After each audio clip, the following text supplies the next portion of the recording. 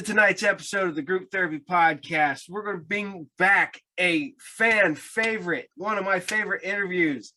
That is Dr. Zombo. We're bringing him back. Hey, how you doing? Good. How are you doing, sir? I am doing fantastic. Still out there in the Pacific Northwest? For now, yeah. I keep waning on the idea of fleeing, but I think I'll stick here for a little bit.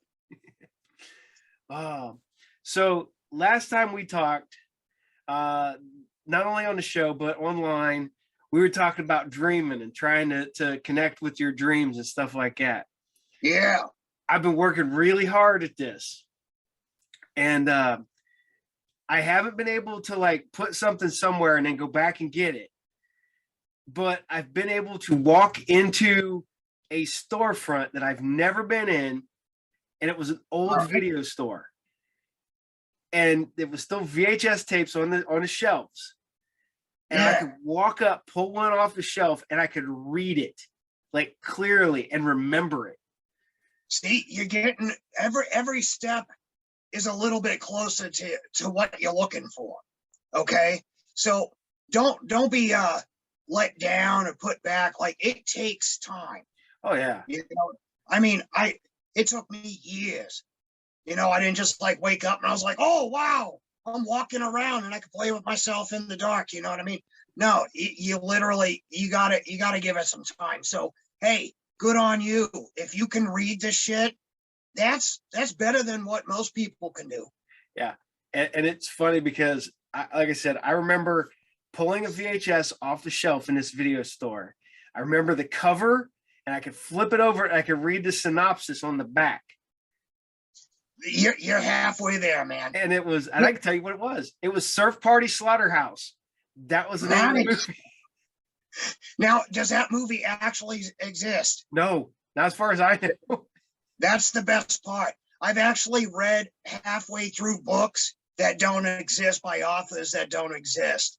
So it makes me wonder, is that just our alternate universe? That's what I was going to say.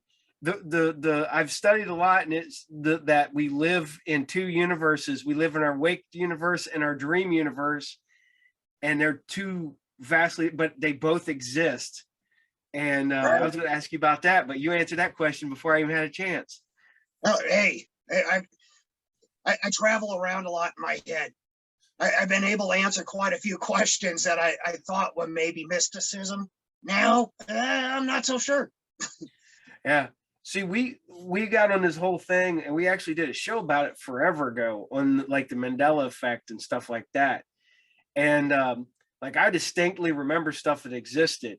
Like, I could tell you where I was when I watched it in the whole 9 yards, and it doesn't exist. Yeah. And what one is I remember the animated Kiss Halloween special from like 1979. And it doesn't exist. But I remember watching it. I could tell you where I was. And hey, you know, it's funny. I kind of describe life in general as a giant mathematical equation, a fractal. Yeah. Okay. No matter how small or how big, it's all the same fucking equation. Mm-hmm. It's just a matter of perspective and how we can view it. So when you look at it from a distance, it looks like a clusterfuck of psychedelic, right? Mm-hmm. But then when you zoom in on it, there is no zooming in. You could keep zooming in for eternity, and it just keeps growing off of the same exact thing. Oh, yeah. So seeing 2, maybe 3 different altered realities, having them cross over to each other is kind of like what I was talking about, where sleeping and awake life, you know, that transfer in between. Yeah. And the more that you find out, like reading a movie off the shelf that doesn't exist, but you can see it clearly. Mm-hmm. That means that you're honing in the skills on realizing your situation, and it's taking you out of that cloudy, dreamlike state and making it more real. Yeah. And it will get more intense from there. Yeah. And the worst part about it is, like I said last time, is I didn't really dream a whole lot when I was younger. My I didn't sleep properly and everything else like that. So I never really had dreams. And as I got older, I've been able to really kind of have a set sleep schedule, which I never really had before. Even when Right. I did, I could, but now I can kind of, where I sleep about 6 hours a night. So I get about 4 good hours maybe. Yeah. But that's a good solid, like every couple of nights I have really good REM sleep where I'm deep sleep. Yeah. And it's kind of funny because like I said, I never dreamt a whole lot, and it's suddenly I'm having dreams, and now I can kind of manipulate them somewhat, not greatly, but like I said, I'm able to go in places that I don't exist, or places that I have seen the outside, but I've never been in the inside. Right. Now I'm like actually gone in them in my dreams, but I've never been in them in real life. So, Oh man, I'm telling you, it's a trip. And on the fact of you saying when you're a kid you didn't really dream much, mm, here's the funny fact. Chances are you did dream a whole hell of a lot. You just didn't remember any of it. yeah, Because how many times do you wake up from a dream where right before you wake up, right before you're just holding on, grasping on to that last visual, but then you open your eyes and it's gone? yeah, That is just a hint of what it used to be, where you had a dream, you're in it, you're feeling it, you see it. And as soon as you start coming out of that, it's just gone before you even get a chance to know you did it. it's that the difference between the child brain and the adult brain, because your child brain functions completely different than an adult brain. So, Actually, a child's brain, here's the fucked up reality about kids' brains. My personal opinion is when a child is born, they already got everything that they need except for the basics, like here, put a spoon in your mouth, not your eye. yeah, Here's how you wipe your ass. Uh, those things, slowly but surely over time, the world and adults kind of just stomp that out because we view the child as not knowing. mm-hmm, When if we were to talk to them just like we talk to each other, they might be on par. They've already had 9 months listening to our crap inside a belly. You know what I mean? And not just listening, developing into a being as it's living through 9 months of whatever experiences we have. well, So it's kind of a trip. I've read a couple articles and like a book or two on the fact that they believe that babies have unlimited potential, that it's basically society and people and their parents and stuff like that that basically, for lack of a better, dumb down a baby.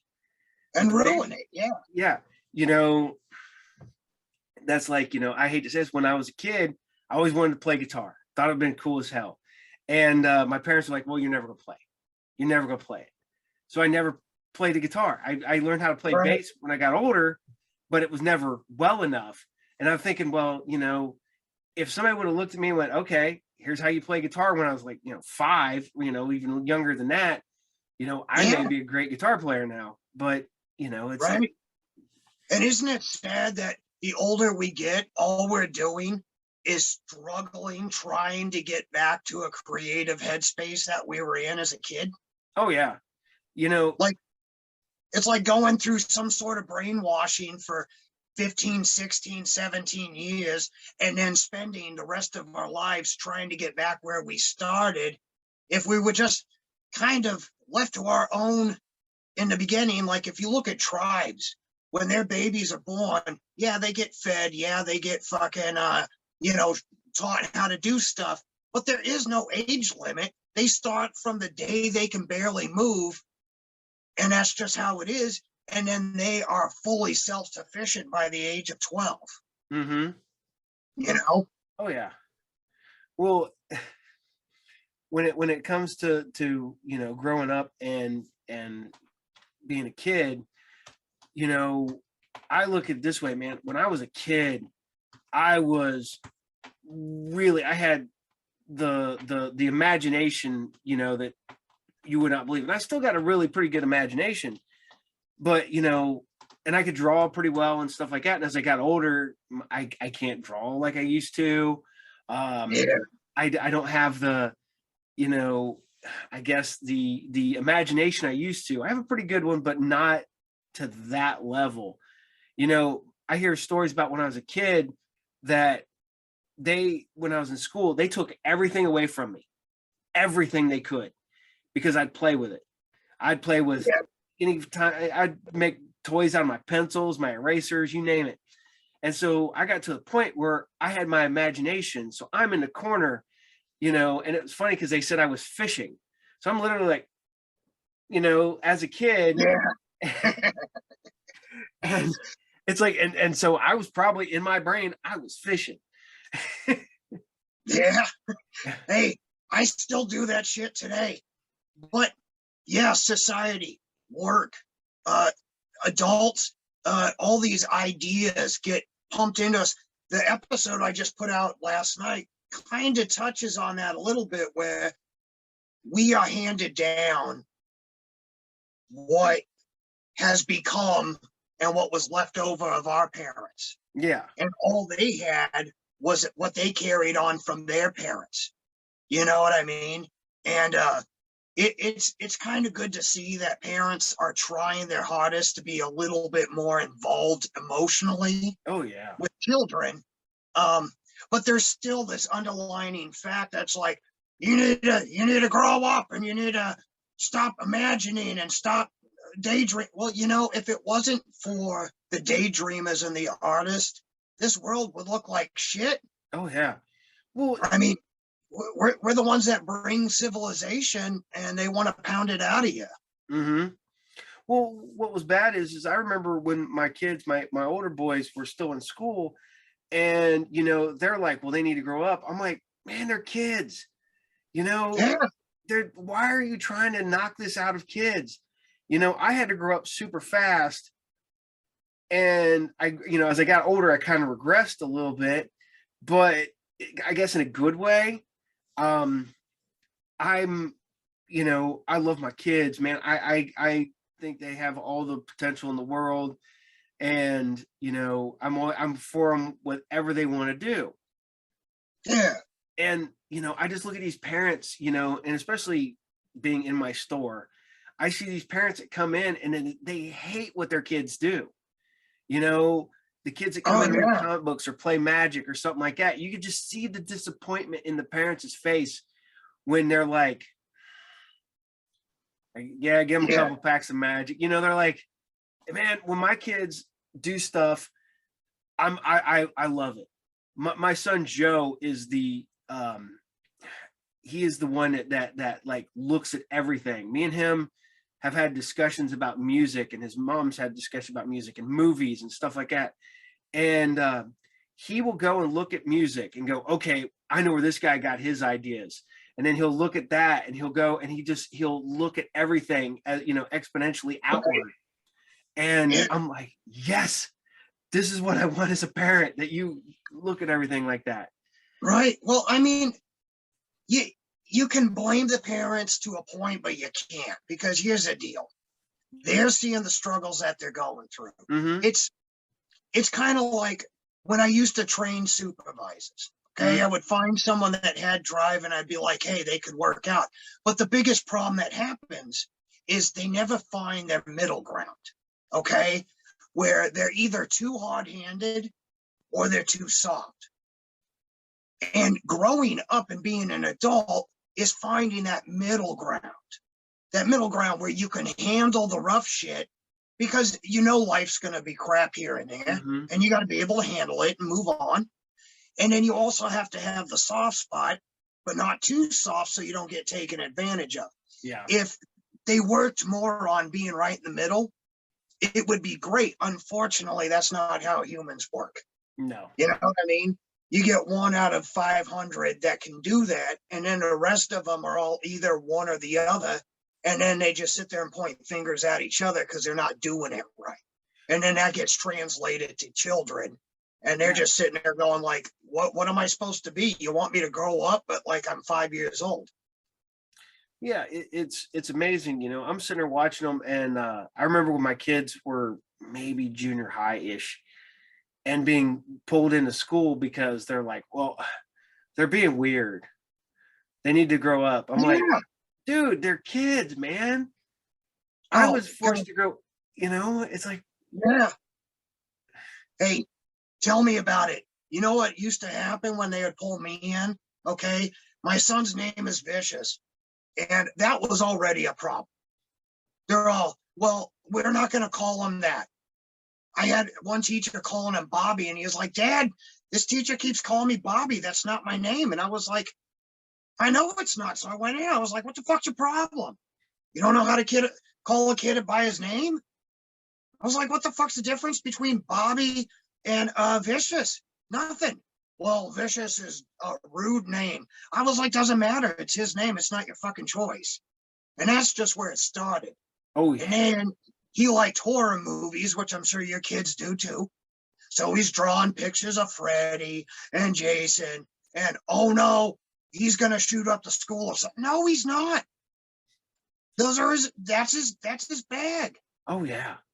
Well, my son, we got called in because he wrote. They had somebody come in and talk in this class, and he's super sarcastic kid, has been since day one.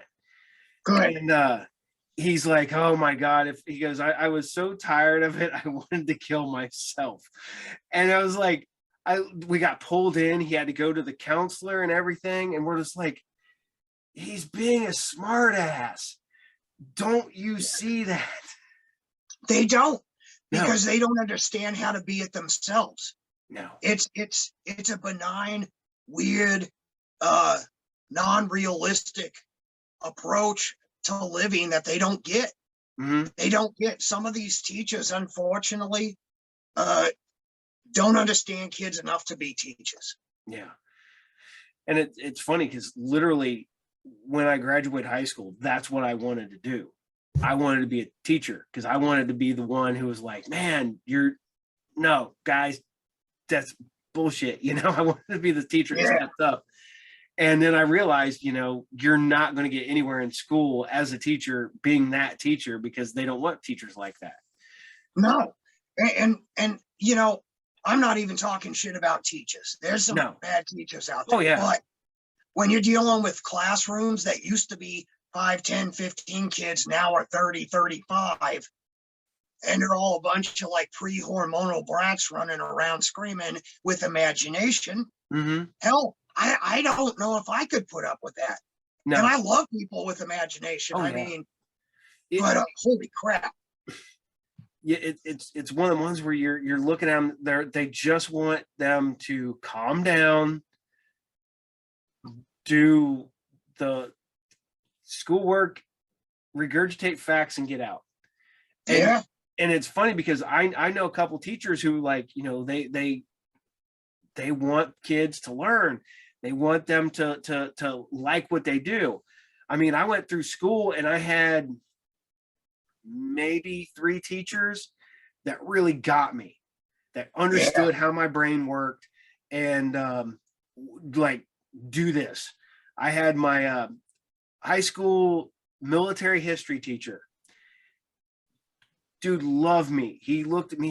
He goes, you know this. He goes, the fact is that you know you're enjoying what you're learning, and he let me learn the way I wanted to learn.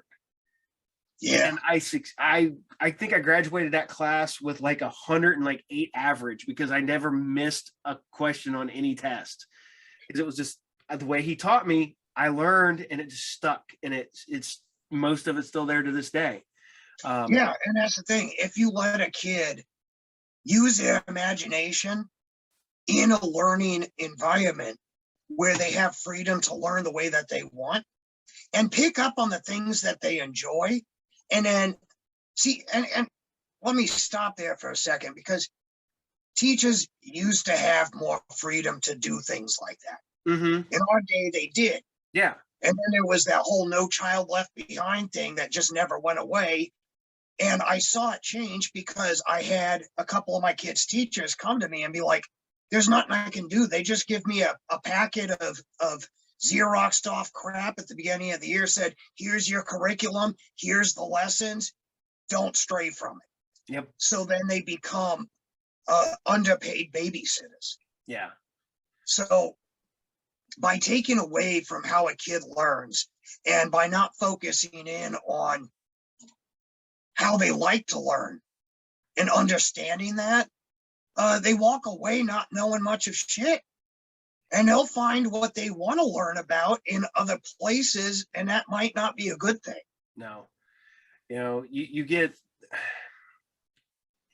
if they don't learn, you know, have fun learning and enjoy it, it's becomes tedious to them and they don't want to deal with it. I mean, I had teachers that hated me because, like I said, my brain don't function like normal people at all. I mean, you always see those movies where the psychics are reading the brain and they know exactly what the person's thinking. That would never happen. My head's going a billion miles an hour. You know, I was like, there's music lyrics going on in here. There's movies, there's books, there's comics, and it's all going on simultaneously. And you're talking to the doctor, man. I know. Oh yeah. I know how this shit goes. Well, it wasn't even until like a couple years ago, when, I hate to say this, my eyesight started going bad, that I started slowing down on what I used to do. My mom hated it. My wife thought it was hilarious when we and her got together. I would watch TV, play video games, listen to music, and read at the same time. And without missing a beat, because I'd just be like, my brain would be catching everything. I'd have the book here, listening to music, watching TV, because I'd have the TV next to the TV with the video game on, and I'd just be playing video games, and I'd get everything. Nothing. Yeah. I mean, it's fucking crazy. Yeah. And now I can only do like 3 things at the same time. Hey, the older we get, I understand with eyesight. I mean, I'm basically legally blind in one eye, and I've got tinnitus so bad that everything's fucked up in there. But you know, I just keep rolling. Even if I can't see what I'm doing, I just keep doing it. I had to cheat. I actually, about 2 years ago, I had to start using glasses so I could read books and stuff again. Well, I wear glasses all the time. I have to have a tint on them because bright lights. I'm not going to go into how that all happened, but yeah, bright lights kind of fuck with my eyes a bit. So even at work, they're like, why are you wearing sunglasses? And I was like, they're not, man. They're fucking tinted because you got these goddamn bright ass lights on. What the fuck am I supposed to do? I get headaches and shit. Yeah. Well, you talk about tinnitus. I worked in factories and stuff for years and went to concerts and stuff and other things. And I used to always have a ringing in my ear, and it's they say it doesn't go away, but I've been out of working in factories for like 7 years now, and I don't have that as much as I used to. Of course. Yeah. Because you're not constantly damaging your ears. Yeah. It's like my ears will be fine. Go in, get in front of, you know, a room full of 24 machines cutting, you know, giant rings of ceramic. The tone is unbelievable. I mean, I got to wear earplugs and earmuffs just so I could survive. And I leave there and my ears are still fucked. Well, the worst part about it was a few years ago, I went to a concert and was fine, did the entire show. And mind you, I was up front, so it was like, boom, front stage right there. And no problem. I had forgot something I wanted to get signed out in my car. So I took off out of the club, ran to my car. I'm digging in the thing, and all of a sudden I realize there's no noise. And I look up, and there's cars driving by, and there's people, and I don't hear any of it. And I thought, oh, this is the day I go deaf. This is the moment I've been dreading for years. This is when it goes out. And I'm like, oh, man. So I grab my stuff out of the car, and I go walking back into the club. And I'm sitting there going, oh, man, now I got to figure out how I'm going to talk to my wife. and I start hearing it, and it starts crackling, and I can hear that, like it, and but you hear stuff like that. Yeah. And I get in the club, and I can start hearing everything's kind of like that high pitched noise is still in the background, but I'm like, oh my God. So then after that, I've been even more careful, but now I don't work in a factory no more. So I'm like, all right, cool. I don't worry about that. Yeah, man, it'll kill you over time, man. I'm glad that I listen to enough music to where even when music's not playing, it's playing. You know what I mean? Oh yeah. Like the ones that really bug me at about 3 o'clock in the morning, 4 o'clock in the morning, you got some horrible, horrible 80s song you would never listen to on purpose, stuck in your head on a loop. Yep. Like, fucking Boy George or something, just, do you want to hurt me? Do you want to hurt me? Just over and over. And it's just like, fuck me, it's time for bed. Every once in a while, the only way I can get rid of that is I actually have to listen to the actual song. Yeah, see, I don't play into it because I don't need that shit. I don't want to know the rest of the lyrics. I'll stick with the 5 seconds so I don't have to put up with the rest of it. But I've tried that before. It just made things worse.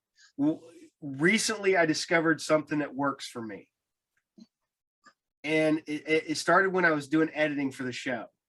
I started listening to music soundtracks, the scores. And that music is supposed to be played in the background. It's not supposed to be really noticeable. And that will knock a song out of my head because it's there. Yeah. Especially, some of the stuff I got, is like I said, I've got horror movie soundtracks and I've been watching. Yeah. You post up all your albums and stuff. No, it's a great collection. Yeah. And I'll tell you what, man, it helps, man. It just knocks that garbage out. My son can be over there watching TV, watching his YouTube videos or whatever he's watching at the time. And I'll have the record player going and I'll be listening to that. And I lose it. I don't hear that. I can lose, I can edit a show together. It takes me an hour. It feels like it's 20 minutes. And it works so well. So. Oh yeah, I have a problem anymore. I love music with vocals and stuff like that, but I've really strayed away from music with vocals anymore.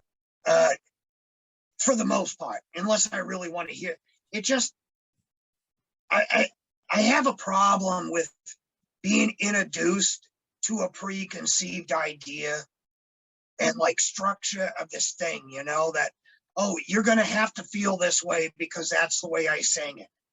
Here's the story I want you to hear. It's so much nicer to just come up with your own conclusions. I guess the older I get, the less I want structure. And I know it should be the other way around, but fuck me.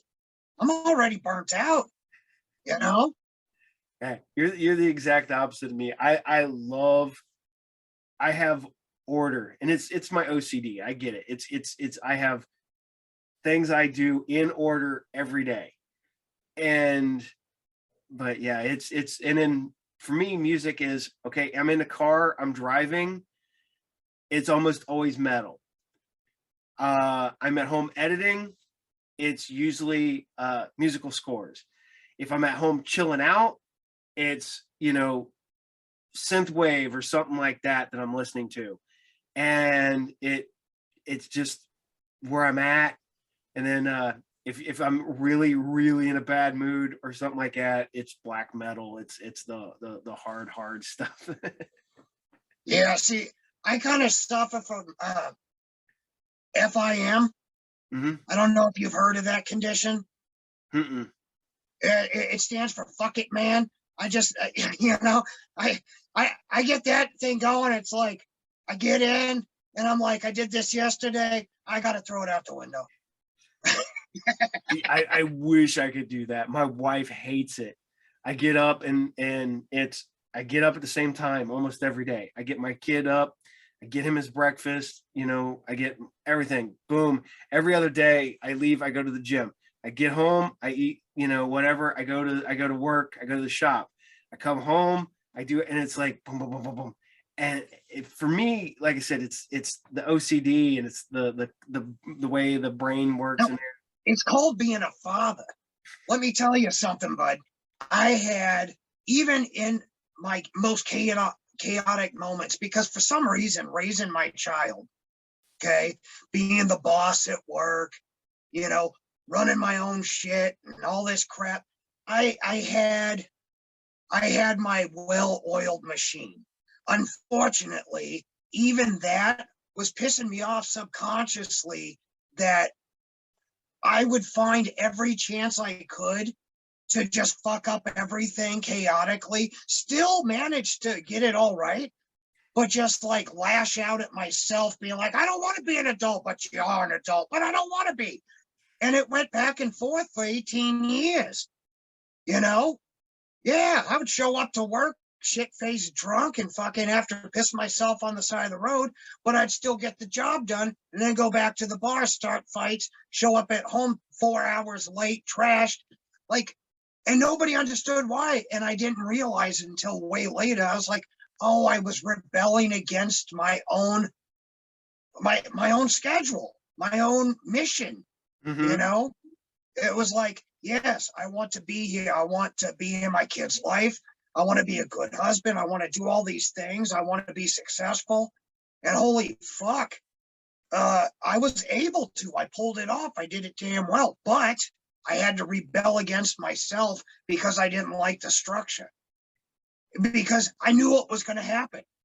I knew it was coming tomorrow and the day after and that night and every fucking chance I had. And it wore on me.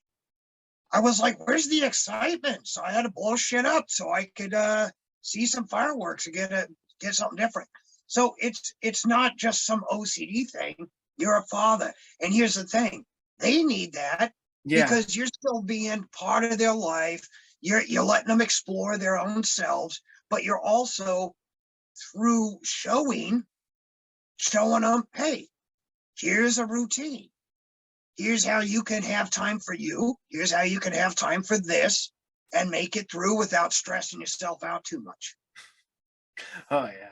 See, and on top of it, back in the day when before my youngest was born, all I did was get up, work, all that fun stuff. But I was a hard drinker at the time. So I was like, there's a good like 5-year gap where I was never sober. Then I got sober for a brief moment. Then I was like another 5 years where I was never sober.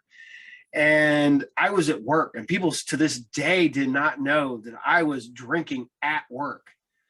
You know, and mind you, I was manager at a video store, but you know, I would go and I found out stuff that people couldn't smell, or if they smelled it, they thought it was something else. So I'd go over to Speedway and get me a big, like, you know, one of the big cups, and I would drink that. I'd always make sure it was lemonade. And then I'd fill it back up with like Mike's Hard Lemonade, pop the lid back on it, and I'd sit there and drink that the rest of the shift. And people were like, oh man, you were always drinking lemonade. I was like, no, I wasn't. I was like, I was hammered, man. I was like, I don't know how the hell I functioned. Hey, I gotta say, you're better than me, man. Like, I used to hide it when I was on the bus or something like that. Yeah. But or in high school, you know, vodka. Mix vodka with just about anything sweet, and you're good to go. Yep. But at work, unfortunately, like the job that I had for almost 18 years was part of the body modification industry and making body jewelry and whatnot. So we were all fuck ups anyway. But I would literally, like, I just didn't give a fuck. I don't know what my problem was. I would show up, almost wreck through the front of the building in my old 70s Pontiac, stumble out with a whiskey bottle in my hand, and then entice everyone else to get fucked up with me. And what turned into fuck off Fridays turned into fuck off Monday, Tuesday, Wednesday. I don't know how we made money, but we did. Well, it's the worst part about it. I was hammered at my job, and I ended up being one of the best managers they ever had at that Hey, store. Me too, man. I ended up being the plant manager. I don't even know how that shit went down. I go out on business trips, showing up, getting drunk with CEOs and crap. And man, you ever want to have a good time? Be the party animal. and go meet a stiff. And then get them a couple drinks in. You'd be surprised at how fucking crazy these bastards get. Pretty good shit. Oh yeah, I know a couple of super straight laced guys. Man, you get a few drinks in them, and they're a blast. Oh, it's like putty in your hands, you know? Oh yeah. Next thing you know, you wake up with your usual hangover. They wake up with a mohawk. Oh man, that's one thing I stopped drinking a bunch of years ago, but man, I do not miss hangovers in any way, shape, or form. Hey, I'll be honest, I am going on about 7 years. I'm probably right there with you, 6 or 7, I think. And yeah, it was literally one of them one days, man. I'm sitting there. I had my comic book convention, and we're out with a bunch of people, and we're all hanging out because it was a success. So we're all hanging out, having drinks and eating. And I looked over and I slid my drink across the table, and said, "I'm done." Wife says, "You ready to leave?" I was like, "No, I'm not ready to leave. I'm done." And I haven't had a drink since. So I hit that point too. And I think the one that really got me is I was dying. Literally, I was dying. I was going through seizures and going blind and shit because whole big long story. The last night I drank, I was at my last job. I had just quit. And I was hanging out with a couple of my employees and we're shooting pool. And I just got I just lost it. I broke everything in the fucking office.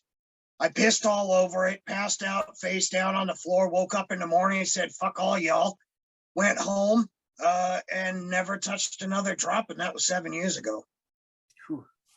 Yeah. But I went out with a bang. So yeah, there you go.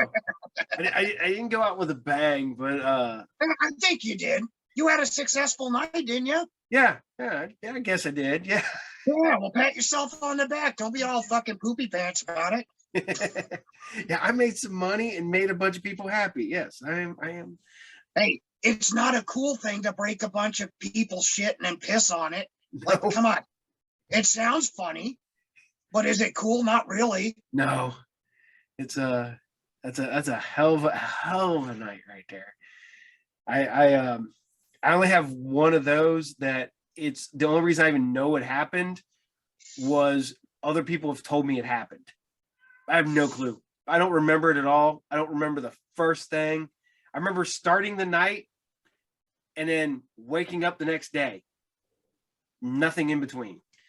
And that's scary, but because even at my hardest drinking, I never had like where I have vague, recollections of stuff when I was drinking, but it was just that one night, man, and it was the whole thing is a blank. God, man, I'll tell you, I can't even I couldn't even tell you how many times that happened in a single week, let alone the last 30 years. I could not. 30 years of that shit. I don't know how I made it. And the thing that I regret is, my kid will be bringing up stuff and he'll be like, "Hey, Dad, remember that time? It was really funny." And I'll be like, I finally had to admit to him the other day, and I was heartbroken. I was like, "I'm sorry, buddy. Half the stuff you talk to me about, I may have been there at that moment, but I don't remember shit. I don't remember nothing." And I think that's the biggest regret that I have is I needed to go over the edge. Mm-hmm. I had to, because if I didn't, I wouldn't be who I am today. Yeah. I let go of all of it.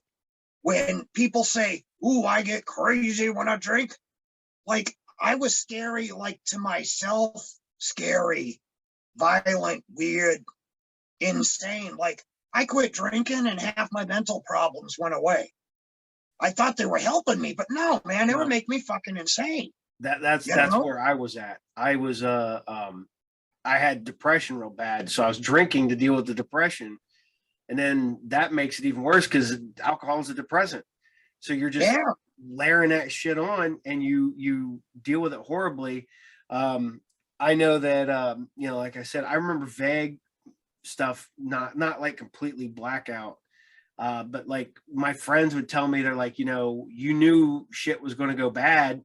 They go, because you would just, they said you would get a shark look to your face. Yeah, Eyes kind the of, eyes change. yeah. And they'd like, I would be willing to fight and throw down with anybody. I didn't care how big they were. And they're like, you're going to kill somebody because you Yeah. don't stop. And I'm like, okay. And they're like, the next day, no one even knew that I would ever be like that. So like, Yeah. oh, mellow, you know. So, Yeah. Hey, if I could hold my shit together, I would drink to the day I died. But you know what? At this point, I haven't even been urged to drink. I supplement with other things that expand my horizons, if you will. And I'll stick to that because you know what?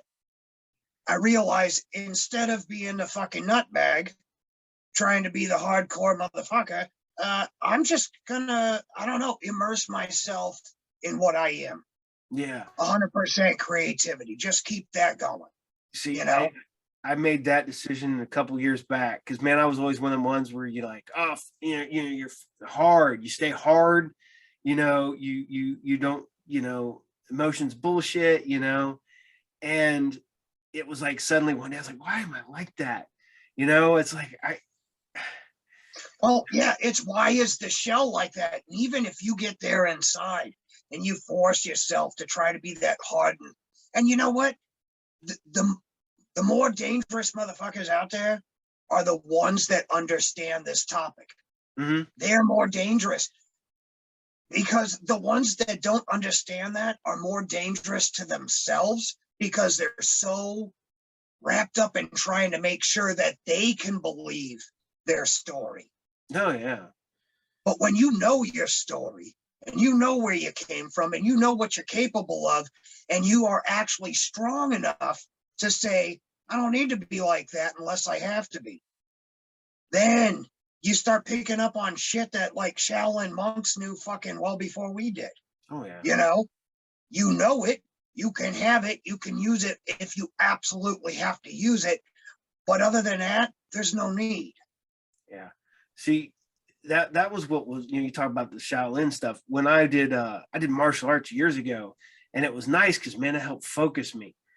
But I was still young enough, and then I started, still doing that practice, but then I started drinking, and it was like, the Yeah. patience and everything I had learned in martial arts started to go away, and the alcohol started overwhelming it. So Yeah, I understand all the way down to the martial arts, man. It's funny. I was looking for a job. I was tired of doing all the crap that I had been doing. And I was back in my, I don't know, like maybe 20, 18, 19, 20. My kid was already born when I was 17. So I'm looking for a job, and I'm flipping through the paper, and I'm just like, yes, back in the day where you had to flip through the paper, look for jobs, I'm flipping through, and I'm like, oh, well, this seems completely different and asinine. Maybe I could get away with it. And it said karate dojo, looking to train a new trainer. And I was like, hey, no experience necessary. I get to learn karate and get paid for it. All right. It was a pyramid scheme later on down the road. yeah, but I learned a lot. yeah. And yes, in the morning I get up and go jogging in my full gi, and go out in the park and, karate kid it out for a couple hours before I go into the dojo. And, but by nighttime, I try to show off what I knew, and I just fall on my face because I was shit-faced drunk. Yeah. See, luckily I kind of got, by the time the alcohol really kicked in, I kind of got away from it in the dojo. So I was still practicing, but I was practicing outside. Yeah. But then I started getting it where I'd get super freaking cocky because, I'm practicing martial arts and now I'm a drunk. So your brain's like, you whoop anybody's ass. And so I'd be willing to fight everybody. And oh yeah. luckily I don't think I ever really got into a fight, but I know that they always said muscle memory kicks in. Yeah. And so I'd always kind of get people to the ground. And as long as I could keep them on the ground, I think I was fine. Uh, just use that. So, Hey, whatever, when you're fighting, whatever works. yep. You know what I mean? Yeah. Yeah, My I one ended up uncle said, leaving. I ended up leaving the karate dojo, believe it or not, and becoming a vet tech by accident. And I did that for about 2.5 years. And I'll tell you, not as calming and cool with the karate, but damn, you could keep all your whiskey hidden in the dead dog freezer and just take little breaks whenever the hell you want. By about 5 o'clock in the afternoon doing x-rays, you're having a blast. I'm not gonna lie though. My whole thing is that if I was ever a vet tech, I have a huge soft spot for animals. Oh, me too, man. My wife makes fun of me. She calls me Snow White because animals love me. We lived like right at the edge of the country at one time, and I'd be out in the backyard, and deer would come out of the backyard and follow me around. And she goes, I wish I had pictures. And there's literally a picture. She didn't get the good picture, but there's a picture, and I'm like, I got my hand out, and I'm feeding an apple to a deer. But she's got it once the deer starts walking away. But everybody's like, I'm like, no, I could walk out my backyard in the morning. There'd be like groundhogs and raccoons and deer and stuff. And Tina's like, Yeah. how do you do that? I'm like, I don't know. Animals love me, I guess. I was like, people not so much. Animals love me. Oh, yeah. Well, that's part of the reason why I thought it would be a good idea to jump on it. I had applied and I was like, got a call back. And I was like, oh, man. And I was at the karate dojo when I got the call. And I started realizing, I was like, when am I going to get a fucking paycheck from this place, you know? So I started realizing I was getting screwed. And so I show up. I didn't even have enough time to go home and get dressed. So I show up. I have a mohawk. I'm in a full karate gi, okay? And it's the middle of summer and I'm pouring sweat. Not the kind of attire you wear to an animal hospital in an upscale neighborhood with no experience. But little did I know the guy who interviewed me was a Vietnam vet that was really into karate, and I got the job. And I'll tell you, I ran that head doctor through hell and back. I mean, I must have changed his life somewhat. He started smoking weed and sold his practice and disappeared about a year after I quit. So, hey, maybe I did somebody something good. I know I just had a good time with it. But your dreams, the reason why you have the ability to go even where you're at with your dreams, and the reason why you have the ability to interact with strange animals and shit, you carry something different that some don't. The more you know about you, the more confident you are in who you believe you are, the more animals understand it, the more your dreams open up. When you're spending your entire day subconsciously conflicted in yourself as to who you are and where you need to be and how you need to act and all this crap, instead of just being, you have no mental space or capacity left to exude confidence, and you have no mental capacity left to even contemplate why a dream would matter in the first place. Yeah. So. Oh yeah. But it's funny because, I'm at a point now in my life that I never, like, even though I was on my way 5 years ago to be where I'm at, definitely not 10 years ago when I started it. It's weird being successful for me. I've never, I've always just been there, even if I was a boss somewhere, it was still like, okay, there's X amount of people above me. I still get shit on, and it does this. Now I am the guy who people come to me for advice. People like coming to my store. People, you know, that I don't even really know that well come in just because I brighten their day up, which is for me is crazy, but hey, it works for them. Right? Yeah. Yeah. I And think the same crap, man. Trust me. I'm like, how the fuck am I cheering up your day? the other day I went to, and I've said this to a couple people. I went to a horror movie convention, and you know, I do this show, and I don't want to sound like egotistical. I do this show for me. I do this show because I get to talk to people like you. I get to talk to other horror hosts. I get to talk to, you know, artists and movie makers and stuff like that, that you know, I wouldn't get to talk to in my regular life. And so this is like, yeah, I do it, you know, for a handful of friends that I know watch it and stuff like that. But I mean, for me, it's for me. Yeah. And I'm at the convention, and these people sat down next to me, and the lady sitting there just looking at me, and she's looking at me, and she's like, are you a guest? And I'm like, no, I'm just, you know, here to shop and to get autographs. And she kind of looks at me again. She goes, do you have a show? I went, yeah, I got a couple little shows on YouTube, and that's where I seen you. She goes, you know, I'm like, okay, all right, sweet. You know, I'm like, all right.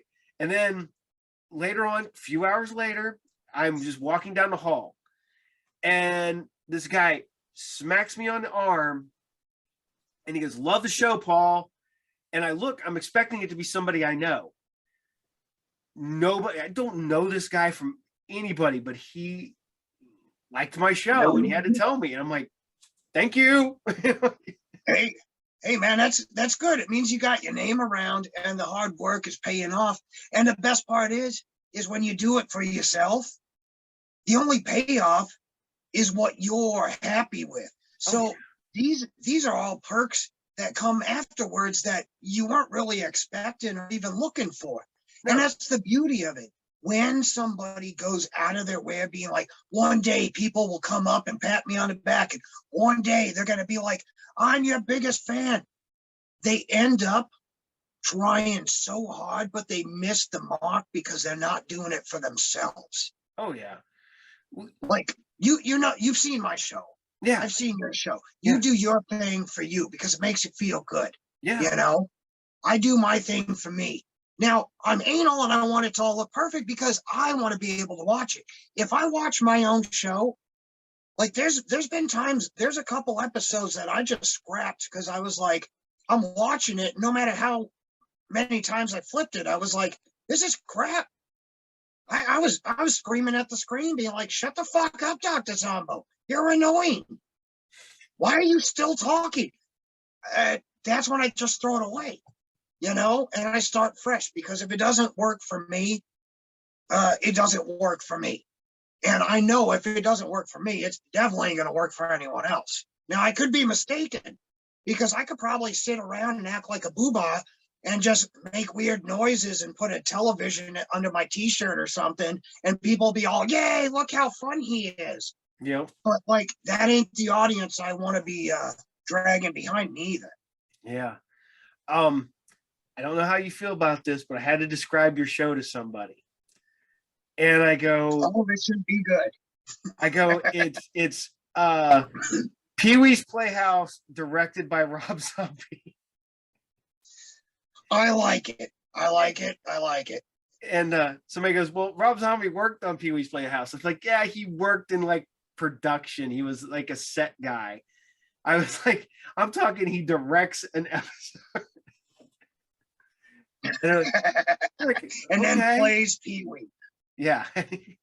And they're like, I was like, watch it. You know, then like people come back and like, yeah, you're kind of right. That's the best explanation. Hey, you know what? I have. Pee-wee is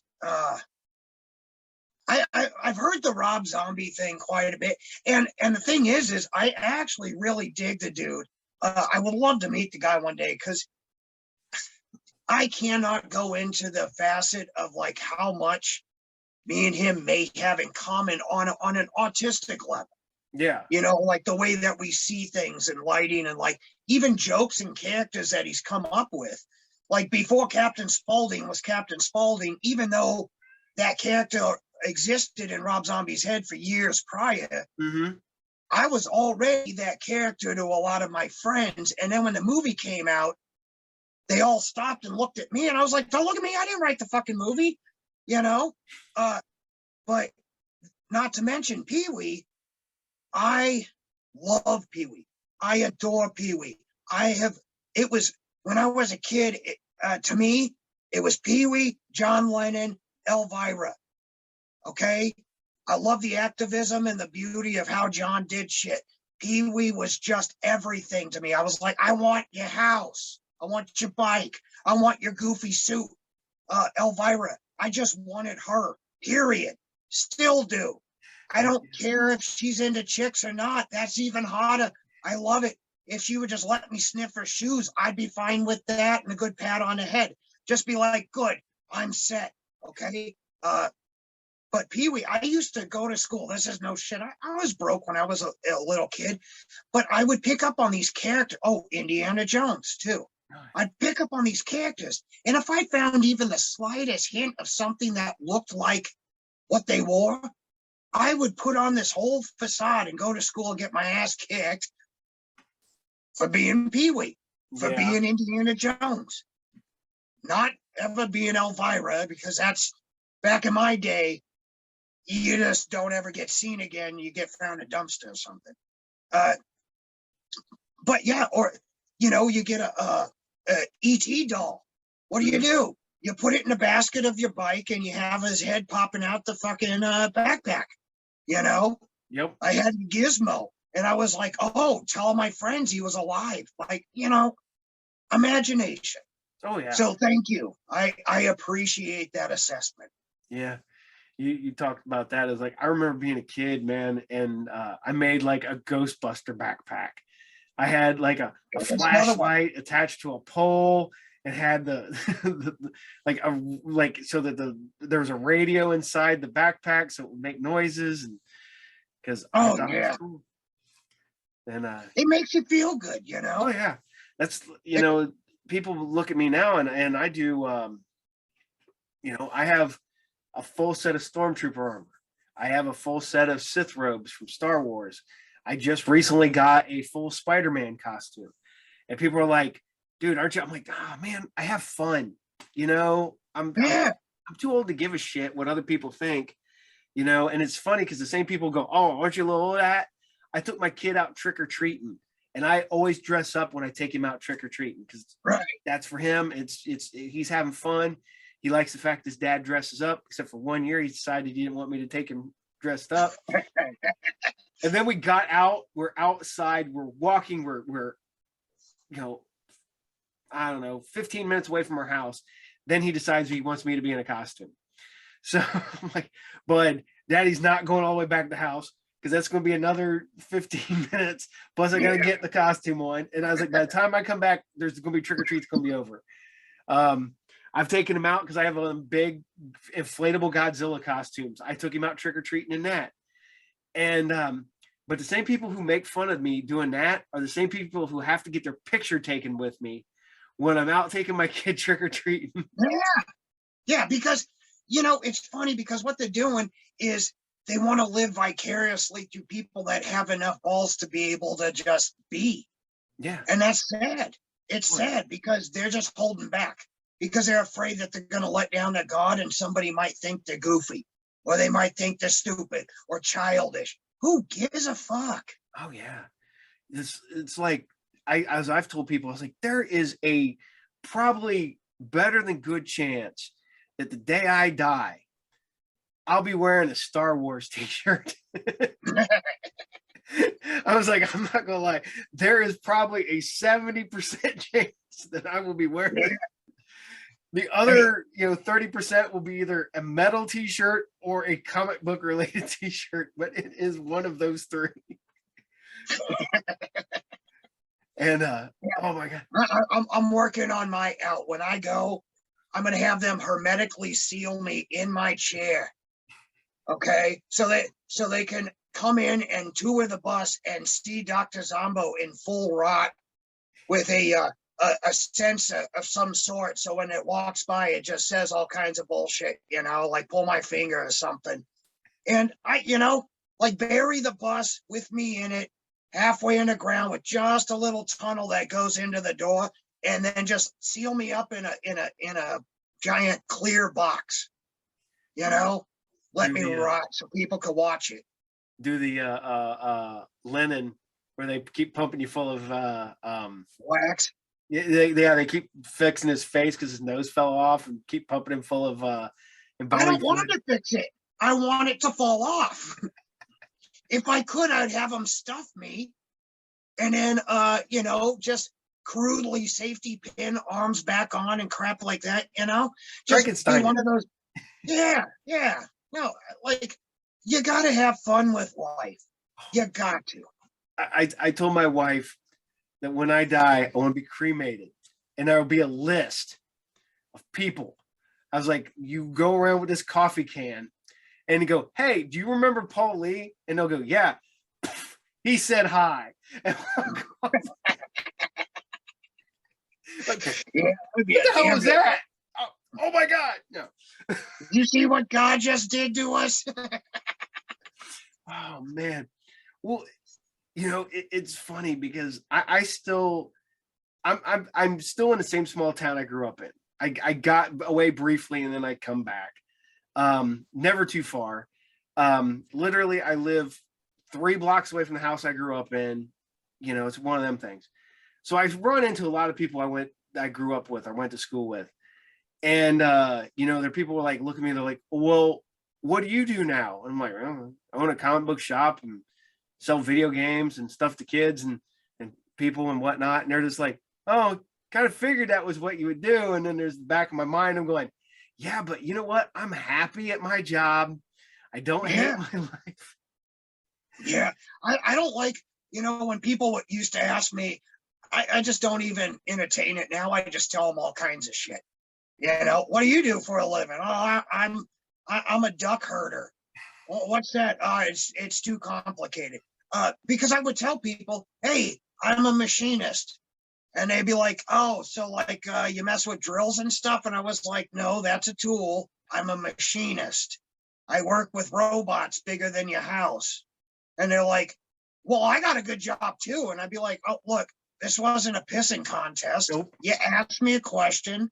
I thought maybe you were interested. Never mind. I'll go back to duck herding. Yeah. What's funny now is that I tell people I do this, and they're like, "Huh, you're on YouTube? You make a lot of money?" No. dude, I don't. One is I don't destroy my body. I don't break things. So there's a chance that I will never be internet famous. Hey, there is a big misconception that if you have put yourself for absolutely free on YouTube for people to watch, that for some reason you might be making money. And I'll tell you, trying to make money on YouTube, I am not 20 years old and I do not have a giant pair of tits. There you go. Ain't gonna happen. Ain't gonna happen. And if it does, then the world outside of my bus has changed dramatically and I'm really blind. That is the only way that's gonna happen. Man, it's funny because like we were talking about is people think it's like, oh, how much you make it? I was like, I made money for I think 2 weeks with my channel. And then was immediately demonetized. Yeah. They're like, well, you use too much of pre-existing stuff. I'm like, you know what? I have people all over the world watching my shows and having fun. And that means more to me than the $20 I might make on YouTube. So yeah. Hey man, that's the payoff. When I hear when people respond to message me or whatever and say, hey, something you said really caught on. Something that you said changed a way I view things. Or even when you come in, you're like, hey, the dream thing, it stuck with you. To me, that is the payment. That is the payment. Yeah. You know what I mean? There's no better payment. So in reality, my reality, I'm the richest man on the planet because people get it, and they don't have they feel encouraged to say, I get it.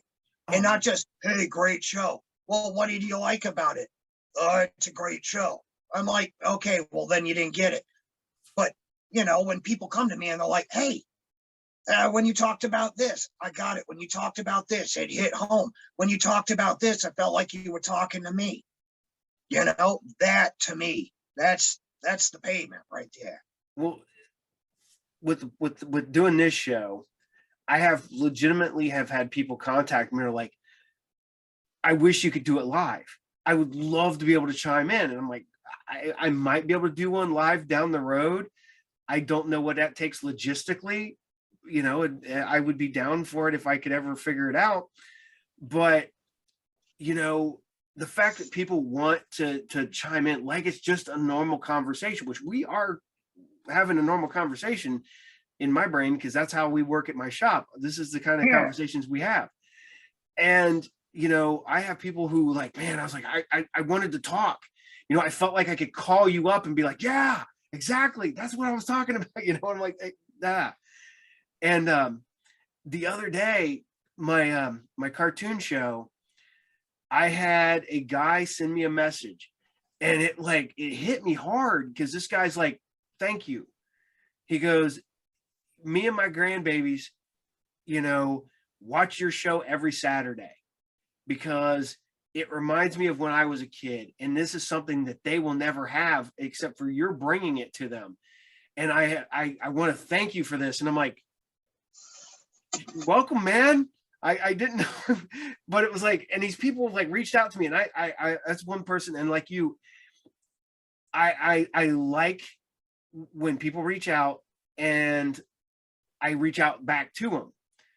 Even if I just acknowledge that they message me, like if it's just something like, hey, like the show this week, I liked watching whatever. And I'm like, hey, thank you for watching, and when people message me, I'm like, hey, I'm glad I could be there. I'm glad that I'm part of your life now. And it makes me feel really good as, a person, that I'm able to give somebody back something that they thought they had lost. Yeah. And that really is the power that we possess by putting ourselves out there. Yeah. And talking about going live, man, Dr. Zombo's going to be going live here relatively soon. I'm working on all the details, but when I say live on the internet, I'm going to do a live stream, and I'm going to try to set it up to where people can legitimately call in on their phones and be heard. Because I don't like having to pay attention. Once again, too many barriers. I don't want to have to sit there and try to read, squinting and shit, and putting on my reading glasses and okay. It takes away. So I want them to be able to call in. Yeah. Get some one-on-one and chime in, and get 3-4 calls going at once, so they can all feedback off each other. And why the hell not? Yeah, I just I had worked with another guy on YouTube, and he does a toy call-in show where you talk about toys, you get a subject, whatever. And it's normally on Wednesday. Wednesdays aren't good for me, because it's one day I get to spend with my one of my older boys comes over on Wednesdays, and we have our father-son thing, and we got our shows that we watch. We kind of bullshit and whatnot. So Wednesdays we had it on Thursday, and I was able to call in and talk. And I'm like, man, I was like, this is what I kind of want to do right here. And have like we're doing right now, have me and you talking, and have people be able to call in and join in on the conversation. That's what I would love to do. And I get it, man, because if you feel good about giving back, one of the things that I've really been noticing, which I mentioned in this last episode that I just put up last night, people are hurting. Mm-hmm. And they're hurting for human interaction, because it's not just lockdowns from pandemics and shit like that. It made us second guess our reality. Mm-hmm. It also made us realize, I spend 80% of my life just talking to people I've never met, you know? So it makes it as personable as possible without having to fly to another place, where, you know, you can literally window shop the people you want to talk to by watching their show, and then they go live and they're like, I want to ask them a question. Yeah. Now, it's not the way humans are supposed to interact, but it's the closest thing to. And I think if I throw it out there, I can continue doing the show, but I can also give something back to where, you know, I'll answer any question. And if somebody is, what do you think about this? It's very rarely that I'm like, I don't know what you're talking about, and I have no answer. You know what I mean? Oh yeah. I'll come up with my best educated guess. But I think it's time, you know? So I encourage you to do the same. And then maybe we'll call each other when nobody else is watching, and we'll just call each other so we can keep the stream going and not look like assholes staring at a screen by ourselves. Yeah. Because right now, I when I do go live with the other shows, I will pop one and talk to people. But like you said, you know, I have to literally, I'm sitting there like, you know, trying to talk to people, and I'm like, I can't do that. It gives me I can't either. And I see, you know, I've seen some streamers, they got this weird like wrist rocket thing going on where it's like they're tapping stuff in, you know, and Inspector Gadgeting it out. And it's just like, I'm not going to buy $10,000 worth of crap just so I could do the same damn thing that I would be. Not just you call in. I don't want to read your text. I want to hear your voice, because there's something beautiful about the human voice. You can tell emotion. You can tell headspace. You can tell where they're getting at with it. You can tell when someone's being an asshole and when they're being genuine, you know, because 98% of society out there is really bad at lying. Like, most people in their same realm will believe it. But then there's the 10% of us that are just like, bullshit, bullshit, bullshit. No, he's for real. All the rest of you bullshit, get out of my face. You know what I mean? Oh yeah. I get that a lot, man, at the shop and stuff. There's days where you're dealing with people who are like, you know, telling you stories about stuff, and you're like, you know, people are believing me. I'm just looking, I'm going, no, you're not. You did not. Nope. Didn't happen. Didn't happen. I have a hard time telling people my stories anymore, because the people that I'm around now, which are very, very few, and only like 2 or 3 out of all of the people I'm around, know me from back in the day. So they know they were either part of the story, so I'll tell them a story that I was too fucked up to remember they were there for, or they'll tell me a story that I don't remember that I totally thought some other way.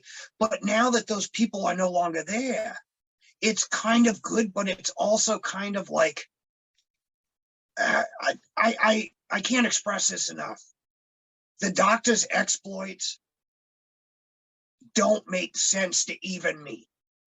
I don't understand how I'm still here. I don't understand how, I don't know if people have died. I don't know, like I'm just waiting for the day where like the FBI shows up and is like, we finally got you. And I'm just like, I've been sitting here the whole fucking time. I got a YouTube show. How hard am I to find? So I think I'm in the good, but I don't know. And now that I'm around people that don't know me and don't know where I came from, it all sounds like bullshit. So I just stopped telling most of my stories. See, I worked with a guy for several years, and he was a very sheltered. He was, you know, basically like almost fresh out of college. You know, I'm in my late 30s at the time. And, I'm talking, we're talking, telling stories and stuff like that. And he's like, yeah, that didn't happen. I'm like, dude, I've got people who will verify it happened. I was like, I'm not proud of it, but I can definitely tell you that this did happen. Like I always joke around it, up until relatively recently, every car I owned was airborne at one point or another. And I mean, not just like a little, like, just whoop and you're done. I'm like, no, full blown, go through the air. You can make eye contact with people, hit the ground, and I don't know how the car survived that level of jumping a car. Hey man, I know all about it. I had a different nickname back in the day, which I'm not going to say out loud, but I'm sure somebody will find it sooner or later. I loved my old cars. I used to rebuild old cars. I had a 53 Chrysler. I had a couple 67, 68 Plymouth Furies, 74 Dodge Charger, Challenger. Sorry, not Charger. All kinds of good stuff. I even had a 1980 hearse. Unfortunately, it was 1980, so I didn't love it as much as my others. But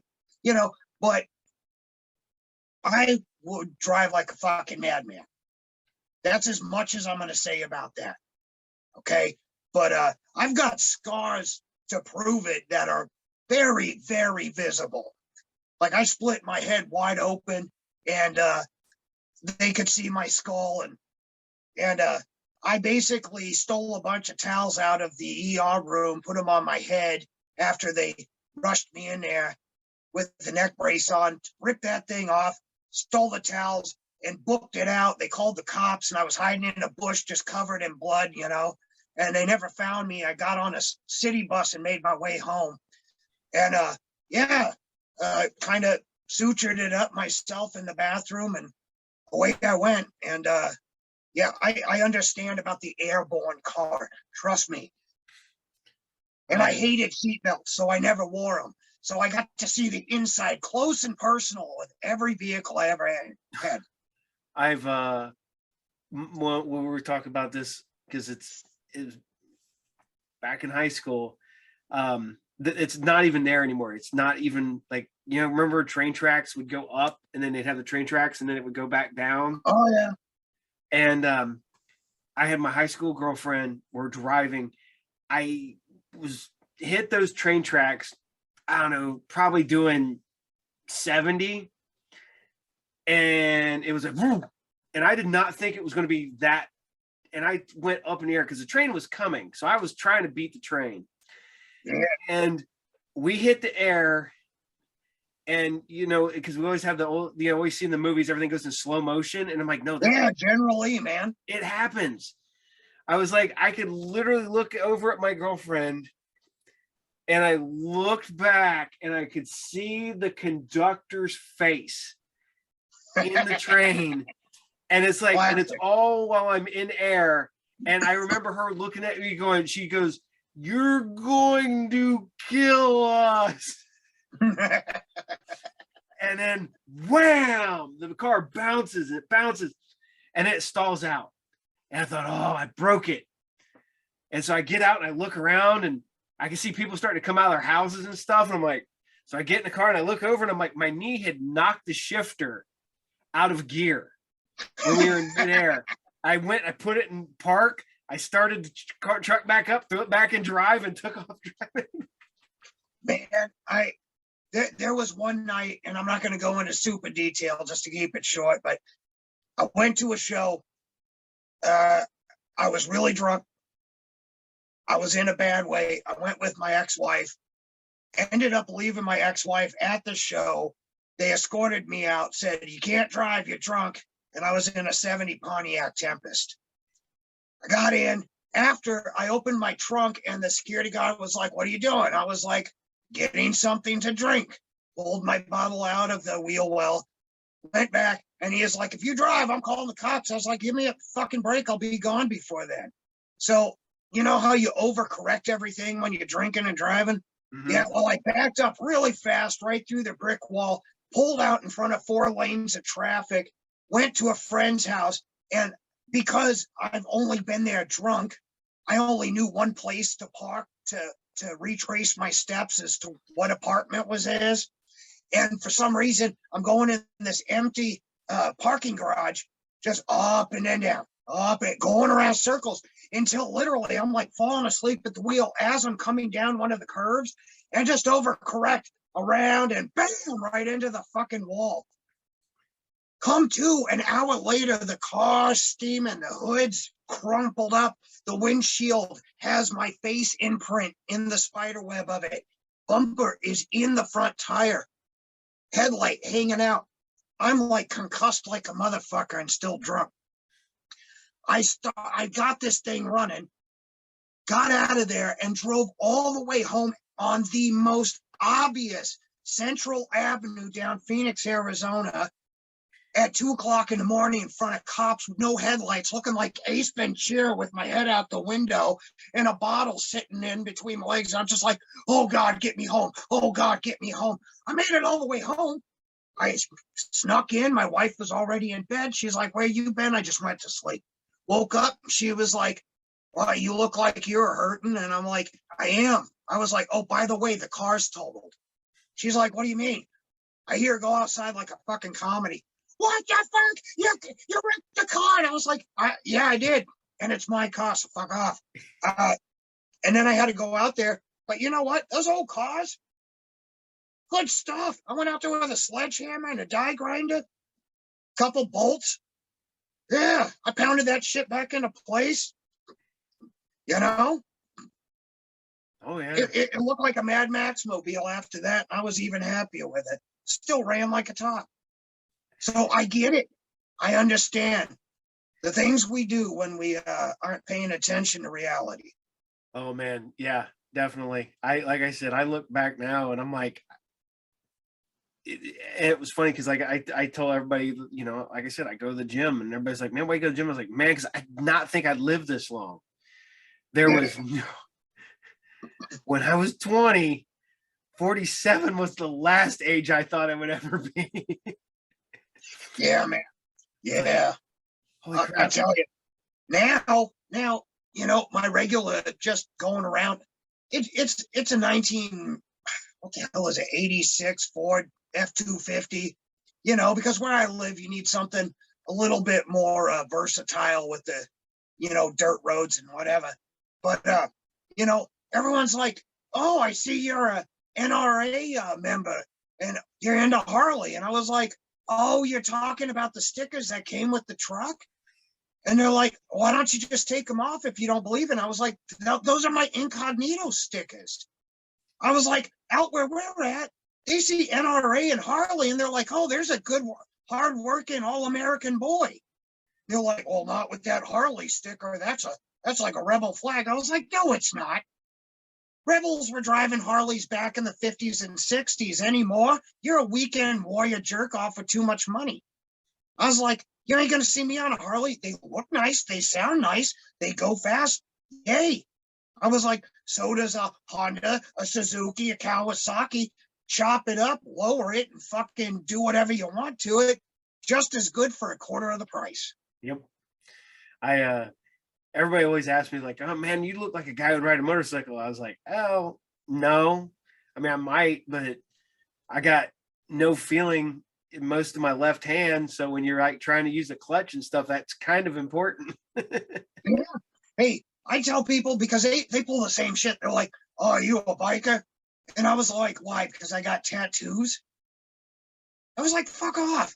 No, I'm not. You know why? Because while you're out there being a jack off on a motorcycle, I'll come flying up on your ass in an actual big ass car and just run you right the fuck over. I was like, how cool do you look now that you're stuck to my bumper? Just to be a dick. I got nothing against motorcycles. Yeah. I really don't. I think they're fucking fun. Yeah, it's as I've said this once, I'll say it a million times. The way I drive and the fastest I like to go, I want as much steel around me as possible, because when I wipe out, the chances are the car will be wiped out before I get wiped out. Yeah, or on the flip side, if you're driving an old car, like my dad used to tell me, he was like, you won't survive the wreck, but they'll hose out the car and resell it. Yeah, I don't have that car anymore, but yeah, I missed my old cars, but unfortunately, you know, I look at them, I want one again because I'm just used to it, you know. It's mm-hmm, like the truck is close because it still has that old feel, you know, but mm-hmm, it doesn't beat the big bomb of badass matte black, you know, fucking death machine. And it kind of bums me out because like we're living in a time where it's just impractical to even like contemplate. You know, the parts went from hard to find to non-existent. The gas, we all know how that's going. And then on top of it, what I used to get from a junkyard or some guy who didn't know that his carburetor needed tuning for 500 or $1,000 at the most $1,500. They're like, here's a rust bucket with nothing in it, no engine, no transmission, $6,000. It's a gem. yeah. No, it's a turd. It's a shell. Oh, You know. a couple years ago now, I had this guy, he had a old Ranchero, and you know, it looked nice. I got out there, looked at it, was solid. His Rancheros and El Caminos, the beds always rust out. Solid bed, solid underneath. Engine was great, sounded great. Man, I got in it. I took off like a bat out of hell. I drove it around out in the country. I come back and I was like, all right. I was like, I'll tell you if I want it tomorrow. He's like, all right. He goes, I got other people looking at it. I was like, all right. Thought about it. Said, hell with it. I wanted it. Cool. I buy it. I drove it from his house to my store, and it was overheating, blowing water everywhere. None of the gauges worked. I put gas in it. I couldn't tell anything. I was like, it ran fine 2 days ago when what happened between point A and point B? And I was like, that's when you polish the turd before it goes. I called that guy up and I was like, yeah, I want my money back now. And he goes, well, I was like, no. I was like, you said it was your daily driver. I was like, there's no way that car was your daily driver. I was like, I couldn't drive it from Sydney to Pickle, which was like the whole entire trip, maybe 12 miles. I was like, no. You bring me my money. You come get your car. And a few hours later, a guy came and got it. And then the last time I seen it, somebody else in town bought it. And then I haven't seen it since because they probably blew the fucker up. Yeah. Now I got the two Camaros out in the garage, which if I ever get a chance to work on them, it'll be I call mine I have an 82 and it had an engine swap, so it's got I think a 77 Corvette engine in it. Oh, nice. And I call it Medusa. And everybody's like, why is that? I was like, it's ugly as shit, but it's mean. So when so when it's actually running, which the engine will run great, but the only problem is right now I cannot figure out why I cannot get gas from the tank to the engine. I checked all the fuel filters, everything's clean, but from point A to point B, it's not working. Even put a new fuel pump on it, nothing. I don't know what the hell's wrong. And is it one of the fuel pumps that goes inside the fuel tank there? No, the only problem is that somebody told me that might be the problem because the fuel pump is on the engine because it's a 70, so it has the actual right. Yeah, but there might still be a fuel pump from the old engine in the tank, and that's causing the problem. That could be because there's a filter on that. I had to do that with an old 88 Suburban I had, where it's got the full canister inside on top of the gas tank. There's a round door. So if you can get a mirror or something and you see that on top of that gas tank, you've got a whole contraption in there that pulls the fuel out and sucks it up front. And if that's the case, you may be having a problem there. Another thing to look at is yours is carbureted, right? Yeah. Okay, it's not like TBI, fuel injected and none of Nope. that. Okay, then you're good there, because one of the problems I had on my Suburban, same thing. I changed that thing out of there. I changed the fuel line. I changed the fuel filter, the inline, all that crap. Come to find out, there was a sensor inside of the distributor cap, which I had never seen, that controlled, it was a fuel module inside the distributor cap. And all the tricks online were like, hey, just, wet it down when it overheats. I was like, why would I wet something down that's sitting inside a distributor cap that's distributing electronic shock? You fucking, what? So, yeah, check that out. Get a mirror up underneath that fuel tank and see if there's a round door. If there is, it's about yay big. If you see that up there, you got a whole thing in there that you need to pull out.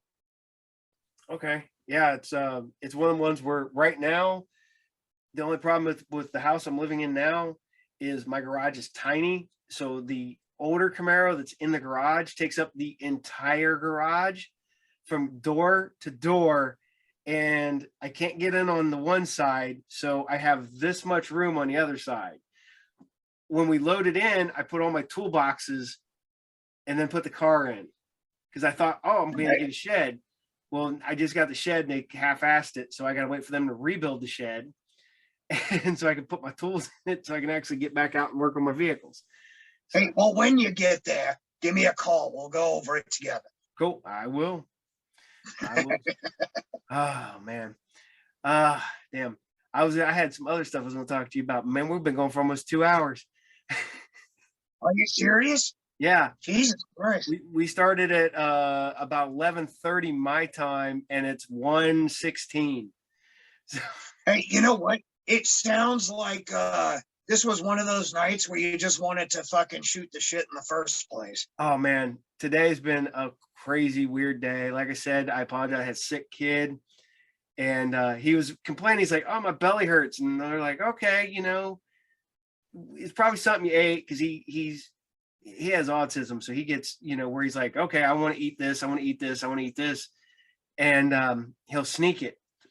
And usually he's pretty good. He doesn't really. And then all of a sudden I'm sitting down here getting ready for stuff, and I'm cleaning up down here in my basement. And my wife texted me. She goes, "He just threw up." I'm like, "Oh man." So I go upstairs and I get all the clean up, get him in the shower, get him all cleaned up, and get him ready to go back to bed. He goes over, sits on the couch, throws up again. I'm like, "Ah, bud," and then he's like, "No, I feel better now." I'm like, "Okay, let's clean you up a little bit." And he goes, "I'm going to bed." So we went over, put him in his bed, and he's been out cold since. So good. Yeah. Hey, look, we can always pick up where we left off to. You know what I mean? Yep. We run our own shows. You don't have to clear it with management. Nope. No, we do not. Well, do you want to throw some stuff out there for me, or you want to do it on a part 2 at some later date? Why don't we do a part 2? And we'll go back to that, because I got some other stuff, and then I want to come back to some stuff we talked about earlier. But yeah, we will definitely do another one. All right, well, let's do that. Which will be part 3, because we already had part 1. This is part 2. And then hey, well, we'll do it on part 5. I don't really give a shit. Like, I ain't doing nothing. every so often, man, we get back together and we talk. So there you go. Yeah, there you go. I can use this as a show, but this is just a conversation between two of us, so it doesn't. Hey, you know what? Use the stuff you want, and we'll roll with the rest. Oh man, and it's funny because, like I said earlier, I edit very little of my shows, unless like my dog's ends up being a butthead, or wants out, or my kid comes crashing down the steps or something like that. Everybody likes it because they're like, it's a natural conversation. It goes with the flow. It's nothing's forced, nothing, and everybody seems to like that. And I do. I like talking about the stuff like this. I mean, we have fun, I think, Yeah, I have a great time, man. Yeah. I mean, it's a very chill conversation. So, hey, you got a show. Yeah. Because, I mean, you introduced who I was on the last one. Mhm. Now we're just bullshitting, and Yep. people dig it or they don't. It's any which way. You know what I mean? Yeah. Everybody who's watched the show has loved it. And they're like, so people have gone for me, and I've shown, here, you go to him. Here's his show. Watch it. And so Hey, hopefully they're going over there. hey, if they do, they do. If they don't, they don't. They're getting it one way or the other. Exactly. You know what I mean? Yep. So Exactly. it works for me. Well, I've had a good time. Yeah, me too, man. Always I have a regret blast. nothing. Yeah, Yeah. yeah. So Well, I guess until part 3. until part 3, sir, you have yourself a good night. And I'm gonna You go too? check on my kid, and you guys, you take care, and I'll probably message you online again, and we'll talk, and then we'll talk. So Sounds good to me. thank All you. right, you know the number. Yes, I I will do. see you soon. See ya. Good night. Good night. As always, we want to thank Dr. Zombo for showing up and being on the show tonight. As always, the Group Therapy Podcast is brought to you by Are You Game, the best comic book, collectible, magic, toy, DVD shop located at 124 North Sunset Drive, Pickle, Ohio, 45356. And remember, watch me every Friday night at 8 p.m. for Sci Fridays, and every Saturday at 8 a.m. for Saturday morning serials. And you can see this show drops every Monday at 12 noon Eastern Standard Time. So I will see you guys next time, and take care, and I'll see you there later.